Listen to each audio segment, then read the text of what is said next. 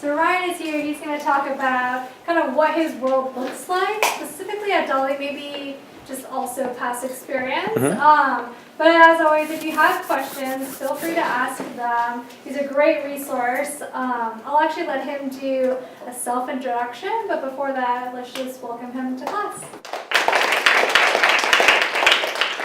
Thanks. Like I said, I'm Ryan. I lucked into analytics. I didn't really know what I wanted to do. I grew up, and I should have known, because when I was a kid, I'm 36, so I don't know if I'm older than all of you. Anyways, I used to play RBI baseball on the Nintendo.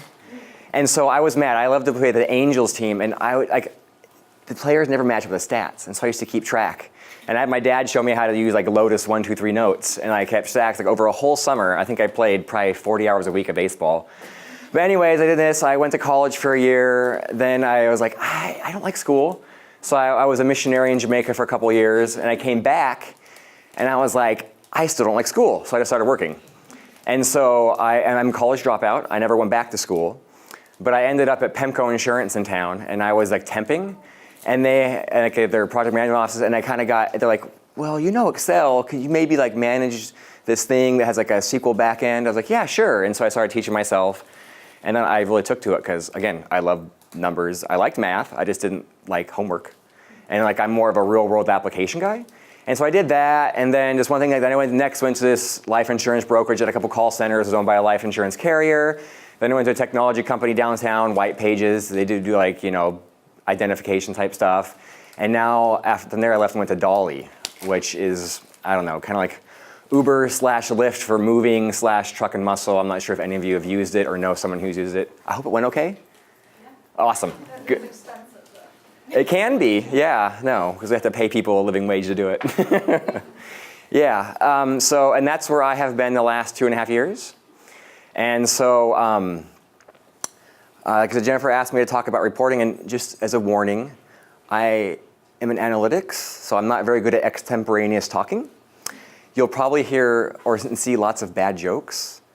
I'm sorry. I have to apologize ahead of time. And some just maybe an old people joke. So, like Jennifer's kind of covered, there's all different types of reporting. Like depending on your role in a company, what your company does. Like me, I've been from like insurance industry to just a tech company that sells data to now we try to sell services that can be expensive. It really depends. So there's all sorts of things like funnel performance, like how people find out about you down to where they purchase your service.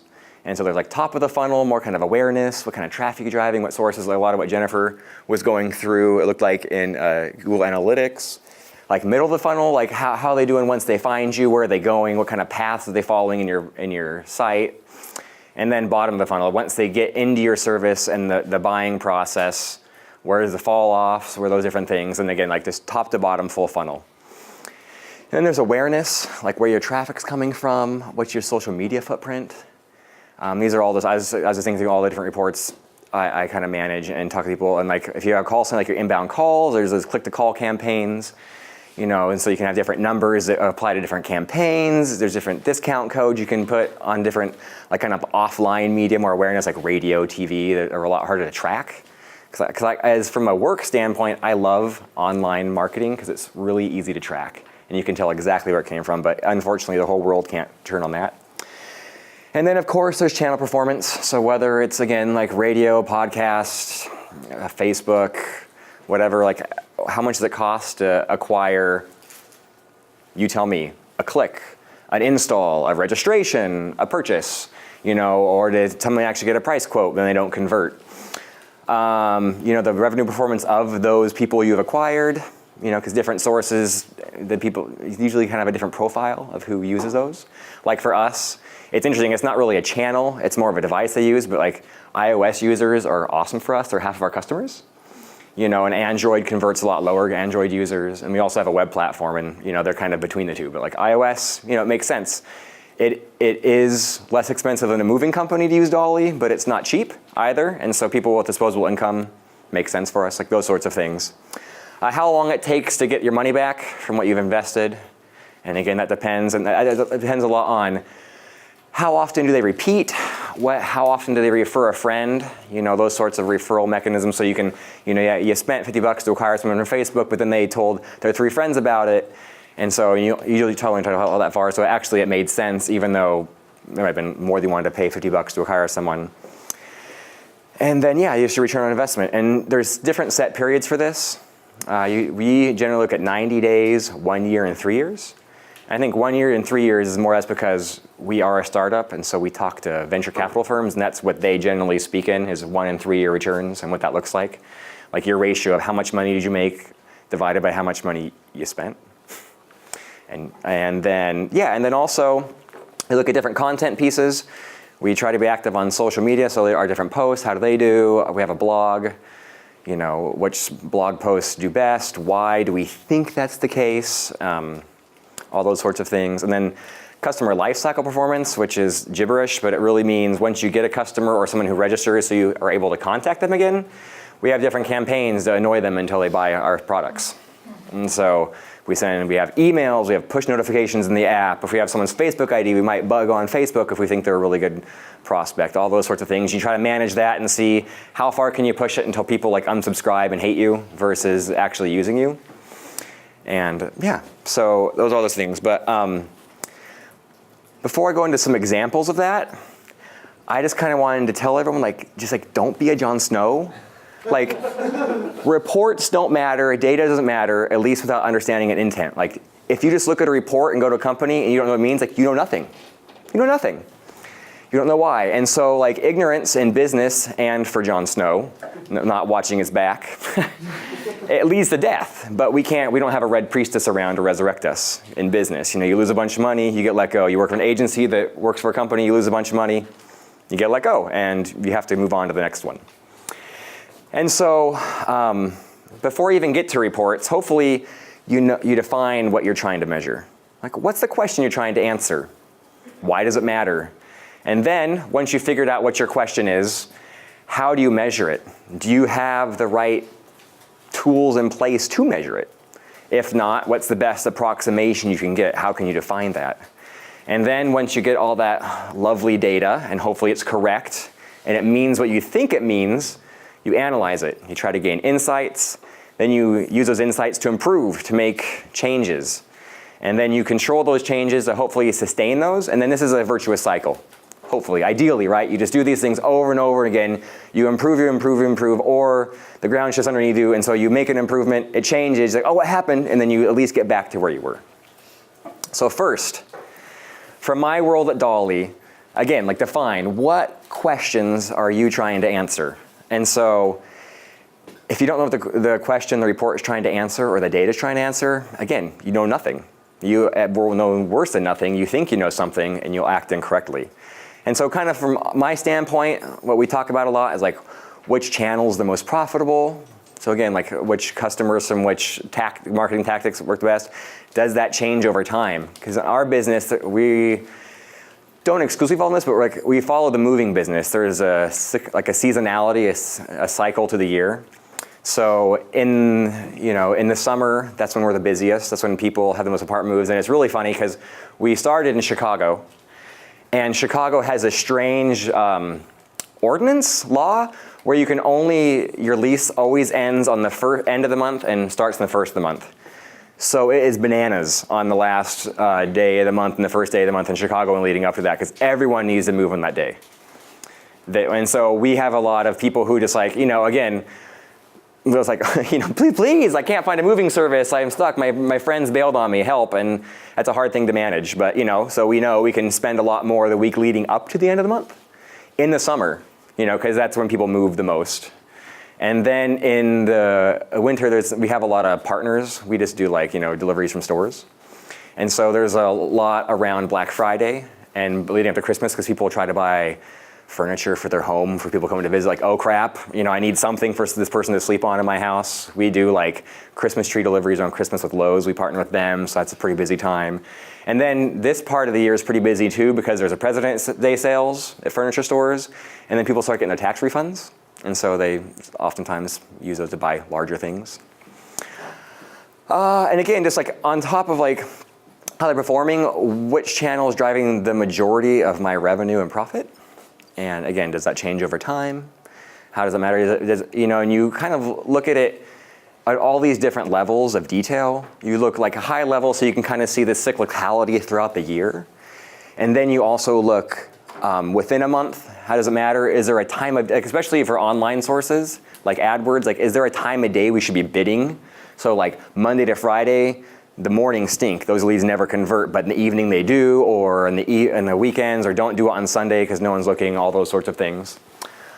And again, how much does it cost to actually acquire a customer, someone who uses our service? And then again, what's the lifetime value of a customer by channel? And again, you have to kind of put a stake or a line in the sand, not a stake in the sand, I guess. And know, are we talking about 90 days, a year, 6 months? Like what makes sense to your company? If you have an e-commerce company, it's you can find out real fast. Like or like Uber, the Uber of Uber instead of the Uber of moving.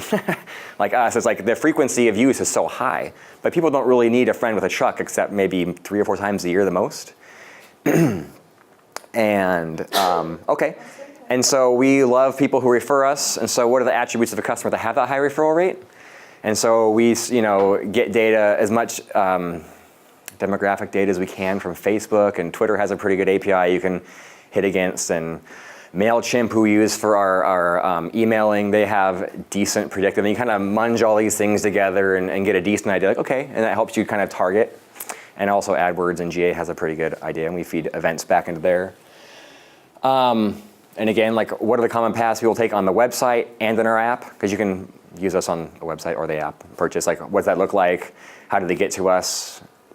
And then, again, like, what landing pages have the highest conversion? And we have, for SEO plays, we have, 1,500 SEO landing pages, because we want to have, Crate and Barrel Outlet Delivery Chicago, Crate and Barrel Outlet Delivery Naperville, Crate and Barrel Delivery Bellevue, Kent, all these different combinations. So we have a bunch of SEO pages, so people just search that, because there's not a lot of awareness about Dolly. We're new. We want them to be the first thing that comes out, like Costco delivery. Like another partner of ours, like, oh great, Costco delivery Seattle. There's Dolly. How do you track referrals? How do you know that somebody has made a referral? Well, hopefully, everyone. What our main source is we give everyone a code they can share, and their friend gets $20 off, and they get $20 off. And so then we can kind of see how that daisy chains through, and we, I've just so you're aware of tools when you're talking to the world. We use a service called Branch for that, and they're really good at tracking those sorts of things. And so it behooves them to actually send the code to their friend because they get money off instead of just telling them. But we can't measure everything, because what's frustrating is our referral rate is incredibly high as tracked, but in terms of attribution, it's like if we don't know where you came from, we can't tie you to any digital source. We have this go like, where'd you hear about us? And the biggest one is friend. And we just can't track. Like, half of our customers come from a friend that we can't track, which is awesome, a good word of mouth, but it's frustrating for me because I can't really say, oh yeah, no, AdWords drives a lot of friends or referrals. So okay, so you define your question. So for the purpose of me having something to talk about that's somewhat concrete, I'm going to say use the first question to kind of talk through how I'd approach it and think about it. So which channels are the most profitable, and does it change over time? More words, sorry. All right. So to answer this question, what do I need to be able to measure? I need to have pretty detailed records of how much I've spent. That is one of the most important things to know. That and revenue are ultimately we need to find. But there's all these things you need to tag along the way. And again, we don't use it currently, but I've used Marketo in the past. That's great to tell you like where they came from, when they came. We are cheap because we're a startup, so we just do a lot of our own cookies on our site and put it in a database. And so I can see the first time somebody came and kind of keep track where they came from and all those different things and how we spent. So you can, because you need to have the spend by the day and tie the person back to that spend. So you can really tell like, okay, this money I spent actually produced this over time, and that matures over time. Yes, and then again, just all along the way, how much top of the funnel activity drives. So you need to have your app, like your app store kind of landing. So like Tune, or we use another one, Adjust. They are able, like if you have an AdWords campaign or Facebook, they'll just like pass in which campaign it was, and the person's like device ID. And so you can kind of keep track of that and see, okay, that was from that spend. Or the web page, you have to have things tagged right, or cookies. And then again, just all along that. So we care about, they came to the site, we have some events for like, okay, they went to the Get Started page or download the app. And then how many apps were actually downloaded? Again, by all these same things, you have the same information. You got to keep passing it along the chain because any breakage along that chain means you just like you're that much more ignorant. You're that much more like Jon Snow. And then again, like how many? Then from that they download the app. How many actually registered? And so that's a kind of a variable thing. You need to understand where you're asking for that. I need to stop for a second. If anyone has questions, just raise your hand. Yeah. So like sometimes you can have like say 2 categories of product, but one of them is making more money right now, but then the other one is growing super fast. So how do you quantify that? Do you invest in this one or do you invest in that? You just do both. Are they making money? Like I don't think it's an either or, right? Like you just if like let's say like we have like 2 main services categories of service. Like one's like you tell us what items you want to move and we just tell you how much it's going to cost to move it. Another one is like, dude, I don't care about that. I just need some for an hour. And so we charge you an hourly rate. And so we make more money on the one where you tell us the items because if someone brings a truck and it costs more to pay them more. And so, but because it's cheaper, like here, like our labor, it's called like our labor only. We just want the muscle, not the truck, is growing a lot more quickly, but the margins are lower. But it's just kind of a dynamic thing because then someone comes in as that. Are they then going to use the other product later? And so it's just kind of, am I answering your question? No, I mean, Okay. I'm not sure because No, please ask again and I'll listen better. I have seen cases where we had one product and then we introduced a new product. So initially the new product doesn't really make too much money, right? Yeah. But like if you look at the month over month like growth, the other one definitely is growing really fast. Yeah. So also like in 3 years, this other one beats that. So, Yes, that's true. And so hopefully so like the most profitable, I don't know, it change over time, right? it does. Yeah. So what does profitable mean? Because like if you have a very small channel or a very small product that's like 1,000% profitable, but it makes up 1% of your revenue, it doesn't really matter unless it grows. And so you just have to, and you hopefully have data from the past too, when you launched your other product new, to see how it performed at 1 month in, 2 months in, 3 months in. So you don't have to wait for the full maturation process to make an educated guess. You can say, oh, okay, this product when we launched it a month in, was 50% profitable. This new one's still not where we need to be, but it's 65. Oh, it's performing better. It looks like it has a better growth trajectory or profitability trajectory. And you can kind of make those assumptions. And if you're launching it for the first time, you just have to go on intuition. You don't have data. Because again, like data isn't everything. Even if you have all the data in the world, you still can't measure everything. You still can't gauge everything. You still have to combine data with your best guess, your intuition, and that sort of thing. And then just all the way down, and then you just gotta, when someone registers, you gotta pass all that information, all that attribution data in the database, and you track everything. How many Dollys they book? What was the revenue of those? How often they're repeating? Again, setting a line in the sand, like how many months into the future are you measuring these things? Or not from the past, like from when they came in the system. And what was that profit?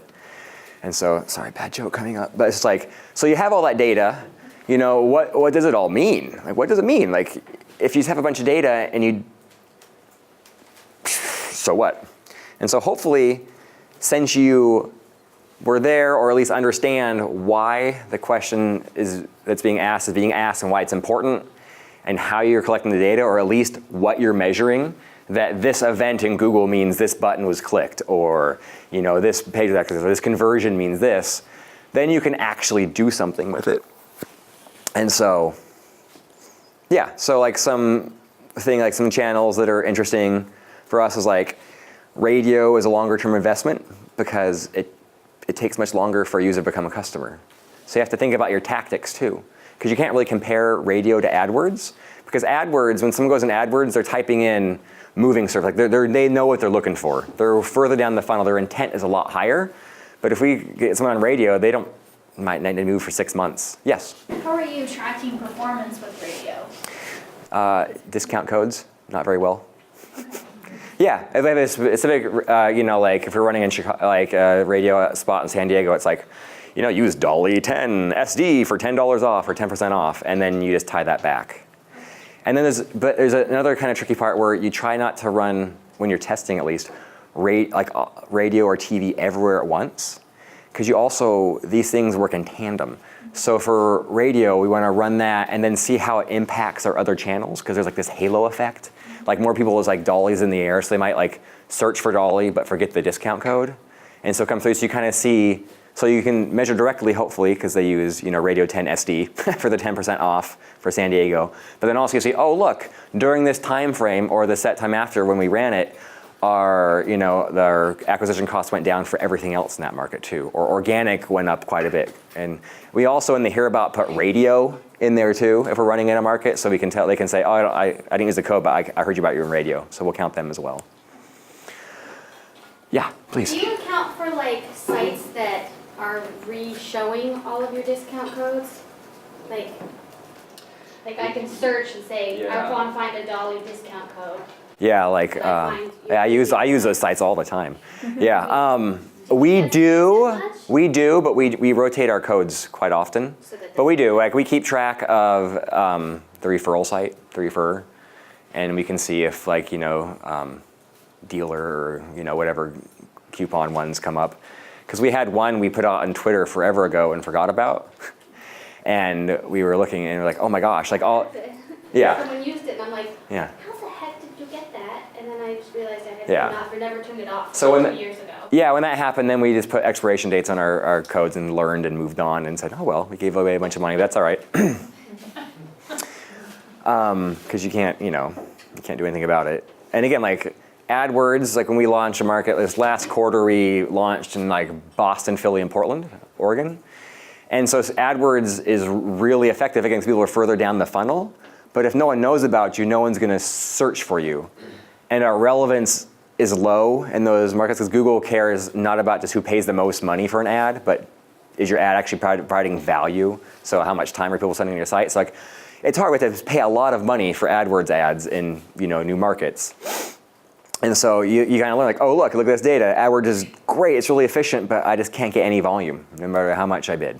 And then again, Facebook, they take longer to convert, but they're also pretty good. We found out about asking them to, hey, get $10 off, tell everyone on Facebook, post on your, blah, blah, blah, and they're more reliably do that.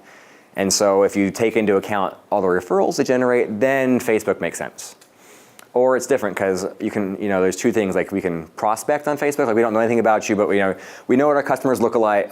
They're this age, they live in urban areas, they're whatever the different categories that Facebook has.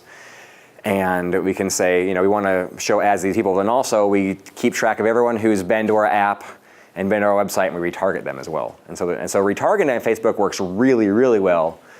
And when we say, oh, they already know something about us, we'll just, again, stalk you on the internet. And then we do a little bit of prospecting. And so, but there's, again, you have to be aware of the context. So all these things, and for instance, we work really well right now in urban areas, affluent urban areas. And everyone, that last bullet, cultural events, everyone was really pissed off and did a lot of marches around the inauguration of Donald Trump. And everything tanked for a week, and it took us a long time to recover, and the election too. And so nothing changed about your marketing. It was everything around you that changed. And so we were able to recognize that and pull way back. And again, we validated this year. Everything was fine. No one cared, and everyone's kind of used to him because the first while he was president, he'd do something crazy. And everyone would freak out and get mad and not worry about buying a couch, but worry about what was my funny sign going to be while I march? Which is great. You should march. I'm not trying to denigrate that. But it's just then that, so there's those sort of things extreme weather events, the dumbest named thing ever, these bomb cyclones that hit the East Coast. They kill business. So we hear those are coming. We just pull back our spend a lot on the different channels and then ramp it up because then people are oh, I need help with this and that and the other thing, clearing it out. I need a truck. And then it works out for us. There's things outside your control too, we're new, so we pivot a lot in our app, how the funnel goes, the different screens you have to go through to buy and how the performance is. So they might make a change or an A/B test a change that sucks. And so the conversion, once you get to the app, stinks. So you got to really know oh, look, our cost per conversion to registration is fine, but after that, it's just tanked because you guys did this. And you can, if you have your app analytics or your website analytics set right, you can see, and it's this right here, this page. You changed the locations page and made it far more onerous for a customer to enter in where they're going. And then again, pricing tests. And this one's on me. I own the pricing algorithm too. And so we might test something, and then it doesn't work. And so then again, you get to a price quote and so on and so forth. So, so then you try to improve. Knowing's half the battle. Because I used to watch G.I. Joe all the time. So now you know. It's great. So radio is a long-term investment. So what do you do about it? We use it during the spring and summer months when the seasonality is favorable, like moving's in the air along with love. So we're like, okay, great. So right now we've ramped up our radio spend in everywhere except Seattle because Seattle's going really fast. There. And then another thing we're using those earnings for is like, okay, podcasts, cool. We'll try podcasts out. So we're advertising, in particular, like NPR is able to target by a market on their podcasts. So we're advertising on NPR podcasts. So again, AdWords is extremely profitable, not scalable. Great. So you just combine that with your offline things like radio. So you raise awareness. People know about Dolly on radio. We've done some TV in the past. We're not doing it now because it's really expensive.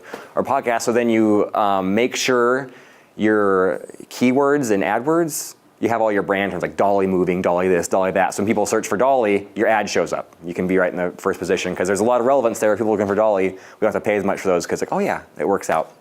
And so you just got to intelligently combine those with awareness campaigns. And those will hopefully only get better over time as people are aware of us and have okay experiences. Yeah, and so we talked about this. We're just far more aggressive in asking people who've come through Facebook to give referrals, and they do, and it's great.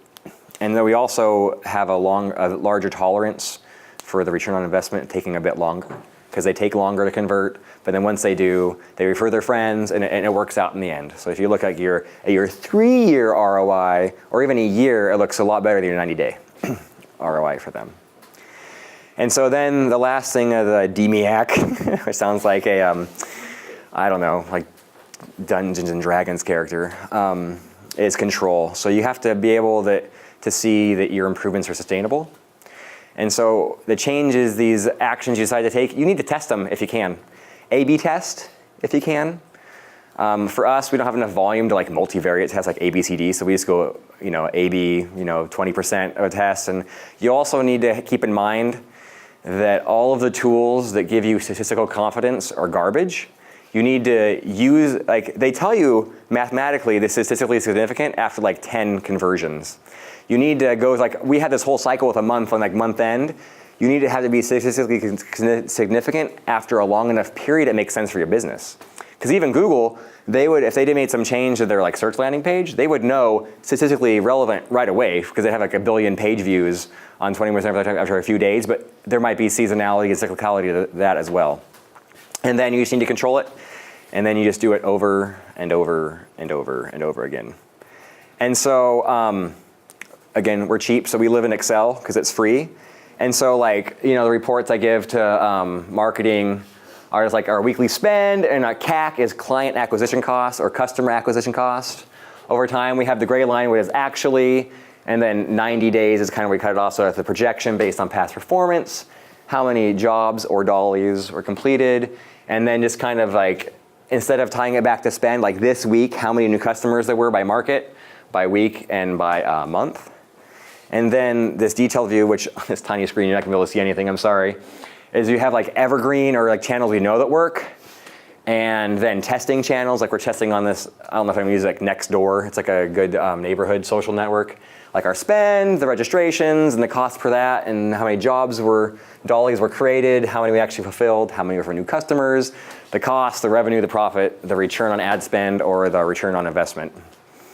And so it's again, like, unless you know on some level, and again, you're not going to be a data analyst, most of you, or a business intelligence BI like engineer, but you at least need to know what you're measuring, even if you don't know the nitty gritty like technical details. Because this is like, oh great, you could just make, spend more there. Like this one's great. Kevin, who's the director of marketing, and I always joke like Craigslist. We have a developer off seas who just like has a workaround for Craigslist, so we post like ads under like moving wanted, help wanted, or like items thing like categories relevant to us. And so it's super efficient. You can't tell this is like the last few days, but it's super efficient for us. It's like our lowest cost thing. And so of course the CEO would be like, spend more there. If you're ignorant and don't know, our marketing's like, yeah, we gotta like just triple spend, but you can't. there's no way, it's not scalable. It's kind of, but you can only post so many ads on Craigslist. You know, there's only so many like weird VPN things our guy in India can do to post them in different markets. It is what it is. And then like, yeah. Do you, this is more of like a organizational thing. Sure. So do you partner with marketing? You don't actually work in marketing? Like does marketing provide you with like their goals and then you do the reporting against them? How does that? It depends on the organization. Lots of times analytics does report up through marketing, but where I'm at, I partner with them. I report straight to the CEO, but I work with them, and so we, as a leadership team, meet and talk about our goals, and then his goals are oftentimes set on the data, because we have enough data, and I was like, okay, what can we afford to spend on someone and still be as profitable as we want to be? And so then you look at that, and so I work with Kevin, and he's like, these are my goals, like, okay, and then we say, what time period, you know, like how far out in the future do you want to project, and all these different things and compare. And so yeah, but I have to partner with every department in the business, like operations, engineering, everyone, because I need them to, you know, put tagging in place or whatever, and different, yeah. But again, there's other places where you just report right to the head of marketing, because, you know, marketing these days is, unless you work at Coca-Cola or something like that, is very much performance driven, and so data kind of is marketing, or is really important to it. And so it's kind of how we look at our, you know, Facebook footprint, and we track that, and Twitter and Instagram, and, you know, all the different places where we try to be. And so I think I'm on time here. So for the last 20 minutes, Jennifer asked me to kind of go through a case study on kind of how to think about a program. And so I've mentioned it, and it'd be interesting to talk through with you, and we're in the midst of this because we just started this, but advertising on podcasts. And so we've been doing it for about 6 weeks, and it's been really expensive so far. And we're doing it in Chicago, Boston, Philadelphia, and Portland. Yeah, I think we're doing it in Portland as well. And so in all the markets, it's been really expensive so far. And so how would you think about the decision, like, should we continue to invest in NPR podcasts? Because we just buy every month on, like, you know, we're not buying, there's no performance on the buy. It's like we're buying per 1,000 listeners. You know, we pay, you know, $13 for every 1,000 listeners that they give us. And so I don't know how you usually conduct case studies, but how would you start? What are some thoughts you have about how you'd make that decision? Because that's the define. Should Dolly continue to invest in NPR? Yeah. I guess you'd have to look at your target market, like who's listening to podcasts the most. I know that Gen Y listens to podcasts kind of, we learned this in our last class. Oh, nice. Okay. Yes. They exclusively listen to podcasts, so they're just starting to get on the moving bandwagon, so to speak. Sure. So yeah, I mean, you would have to look at something like that, and millennials are still moving to, and they listen to podcasts, but a lot of them have phones now. What is the definition for Gen Y? Just a completely curious question. I don't even know. That's a great question. What age is it? Because I was born in '81, so am I barely? I'm like the oldest millennial. Yeah. And you're like on the. Yes. I'm like an ex-millennial. Is that what it is? Like a hybrid. Oh, okay. It's exciting. I have the powers of both. Okay. There you go. Actually, I think I don't remember. There's a couple different variations. Oh yes, we have the internet. There's no reason not to know anything. Yeah. 77 to 94. Generation Z, I think. 77 to 94. So okay, I guess I'm in there. Because it's interesting because I don't listen to the radio, but I listen to podcasts like all the time. If I'm like, I live in Auburn, so I ride the train into downtown, and so all I do is listen to podcasts. Yeah, I listen to podcasts too. No, Generation Y, I never listen. But then who, Yeah. and then figuring out who was, oh, sorry, I didn't raise my hand. You go. What have you spent so far, or what is your total budget going to be? So it's a month-to-month decision. We're willing to spend like $15,000 a month on it, and we have so far. And like what our real target is, like we do have some budget constraints because by the end of the year we'll be out of money. So in the middle of like our next fundraising round right now, talking to different VCs, and so we don't want to just like burn through all of our cash So we more focus on like how much did it cost to acquire a customer, and our target's $50. That's kind of like our threshold. And right now it's like a 125, which isn't the end of the world, but it's a lot more than we want. I mean, that seems like a fairly low overall radio budget to me. I mean, you know, it's when you're talking advertising, if you don't have enough penetration, it's not worth it, and that just seems somewhat low. Sure. Yeah. I saw it. Yeah. Why NPR? Because honestly, it was we're one of the only podcast networks that have a large audience that let you target not nationally. We're in 7 markets, so we're not ready to spend, like to go find, drunk history or whatever and just spend across the whole country. They're not, I feel like they're relatively affluent as well, the NPR audience. Educated at least, whether that doesn't always lead to affluence, but it trends that way, yeah. I'm also curious about the age of an average NPR listener, especially somebody who's riding and training into work. Yeah, which is interesting because we have the highest top of the funnel activity from folks who are in their mid-20s to mid-30s. But once they get in the funnel, the conversion of older people is actually really high. And for that muscle only category, we kill it with 60 plus, which is it's and that's why you expand your product offerings, right? It's because as soon as I started working at Dolly, my dad, who's 65, is like, oh man, how much can I spend to have someone come just move this TV for me and in the house because it's too hard, but yeah. NPR listeners start their giant chunk is 38 to 33. So if you're looking at that for that's about right because depending on what you're using us for, our money spot is people who have money but are just busy.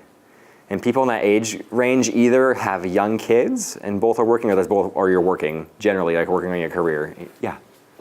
Well, I would almost think that with that budget that you would want to focus on, I'm just thinking out loud, but focus on, if someone is moving or needs something moved, they're going to Google it.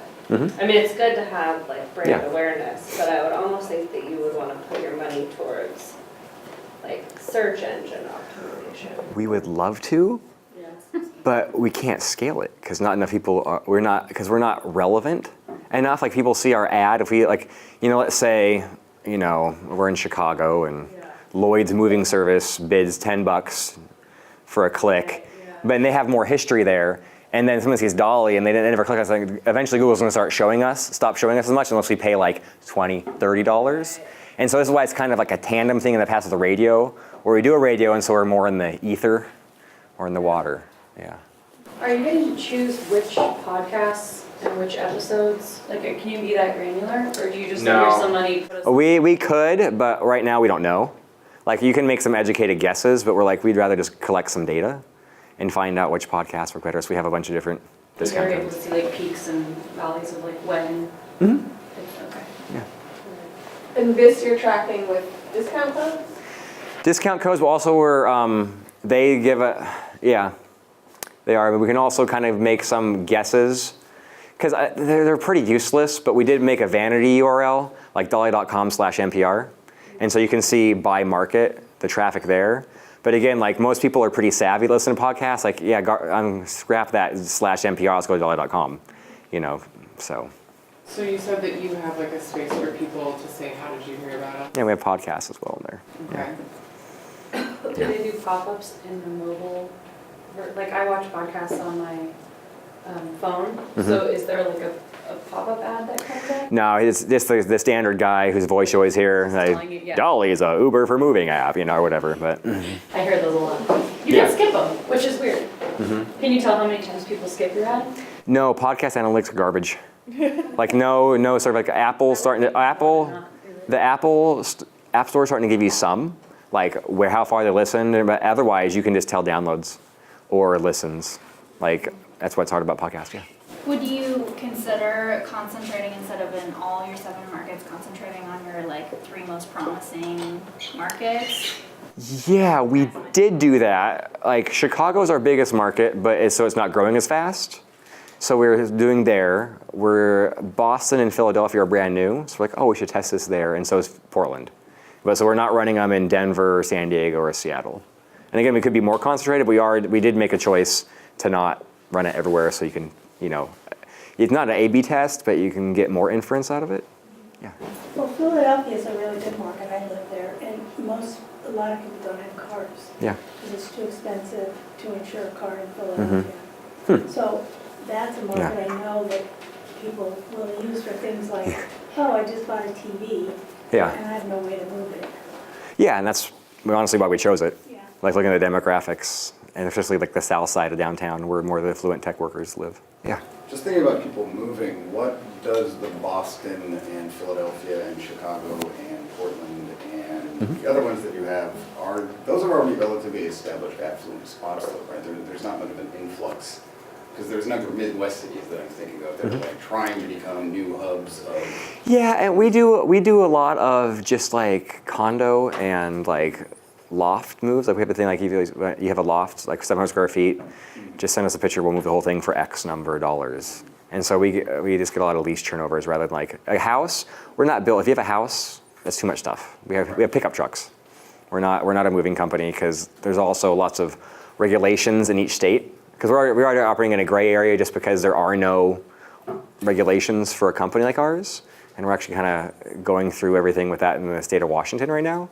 But we also don't want to be movers because there's a lot more regulations. And you have to have a whole bill of lading that says how many pounds you're moving and all this weird stuff that just doesn't apply to us. So we're like, yeah, we'll move your 1 or 2 bedroom apartment down to like you just want to move a couch and a TV and this and that and the other thing. Like we do lots of Craigslist stuff, but yeah.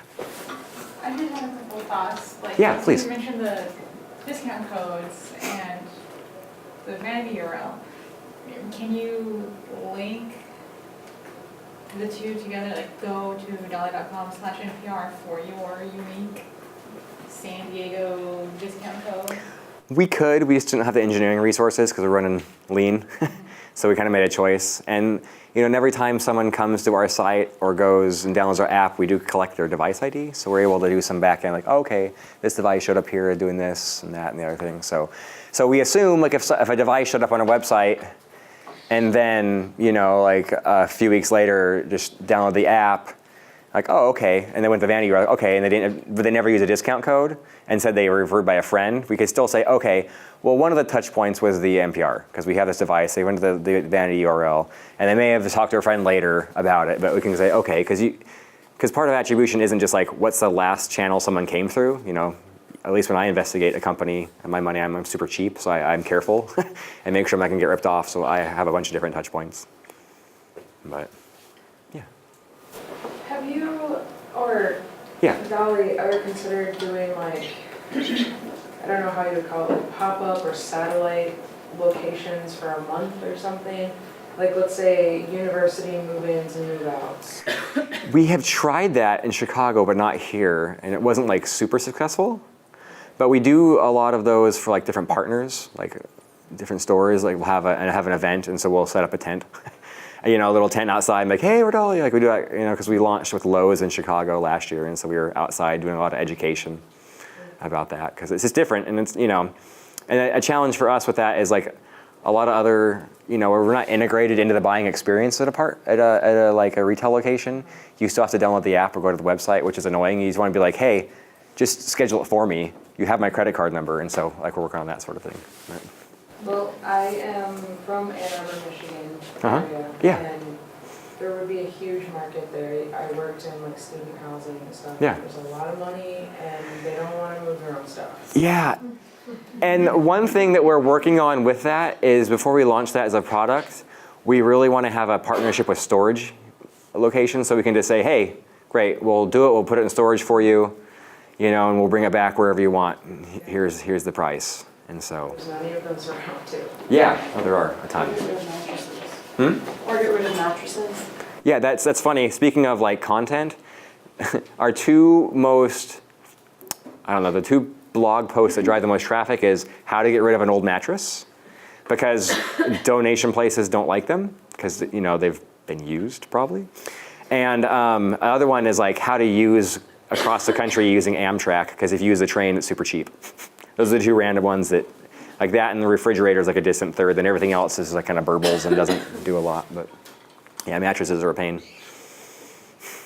Yeah. curiosity, have you looked at partnering, apartment management organizations? We do a lot. We do quite a bit, yeah.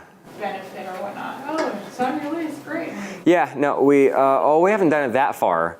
We just basically ask apartment managers to, like, here's a bunch of discount codes.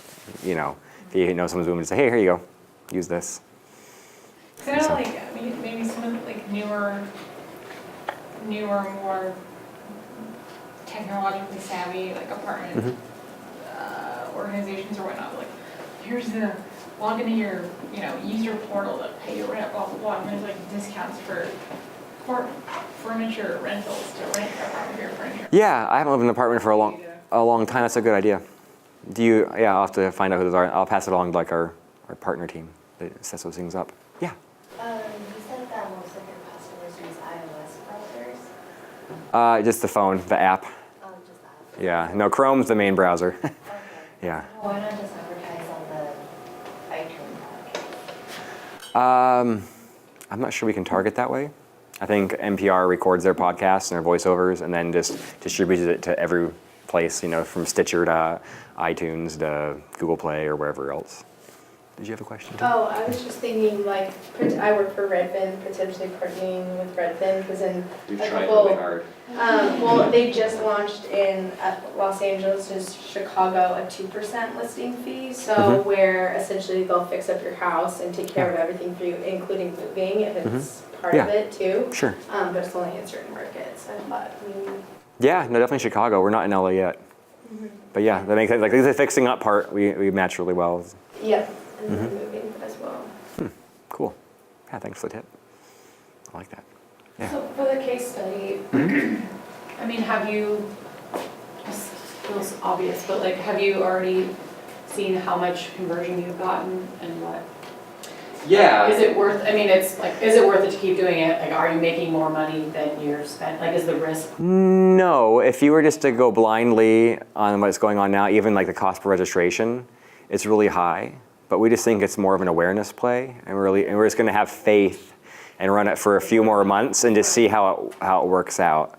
Yeah, and to see if there's how much halo effect there is.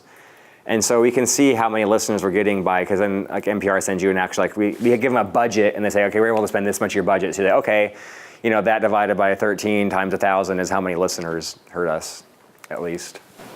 So that's kind of an impression? Yeah, you buy the impressions, yeah. Just your impressions.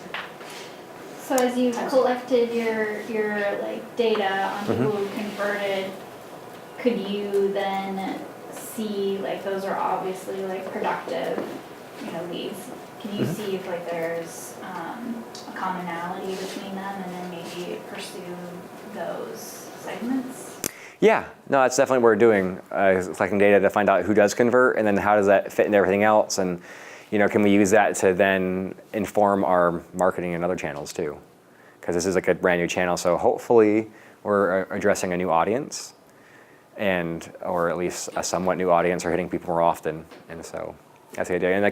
And that's what we're going to do. Basically, we've looked at its performance compared to radio, and that's fairly similar, not the same people, not exactly the same, but hard to track. It's it's offline for all intents and purposes because you can't really track it through, and it's performing slightly better, and so we're encouraged, right? It's like, okay, so it looks like as far as we can tell, it's doing okay, and we think we're going to keep track of it compared to radio in the past, and as long as it stays on track, we'll probably spend through the summer. Like we'll cut off in July because August is like the last high month, and so you kind of reap benefits the rest of the time. And if it starts lagging behind, then you just have to make a decision. It's a test channel, so it'll be ultimately up to Kevin, but I'll influence him strongly. Like one day, like, do you really just believe this is a channel that's going to work? And so it's just going to take more and more impressions, people to hear. Like, I forget the number because I'm not a marketer, but people need to hear about your brand a lot of times before they purchase or feel comfortable with you. Like, oh yeah, Dolly, that's great. So yeah. Any other? Yeah. An increase like over the months that you have done? Yeah, no, our organic traffic to our website in those markets is up dramatically. And it hasn't led to conversions yet, but it also leads to retargeting, which is nice. So we have more people to stalk around the internet and different apps and things, which is great. And then, and just gives more data. So yeah, we've also On the other side, we haven't even talked about like our supply side, the people who we call helpers and hands that help do it. We've gotten quite a few applications for people to work for us, just from, even though we're targeting customers, like, oh, cool, you can, and they go, and like, I can make $35 an hour doing this? Awesome, I'll do it. So that's a nice benefit too, because they're a lot more expensive to acquire than customers. Helpers and hands that actually work and are reliable and do a good job. Cool. Is there anything else from anyone? If not, that's fine. I just want to make sure that I haven't blown right by anyone. Okay. All right. Thanks for letting me come and jabber at you. Yeah, thank you so much. Yeah.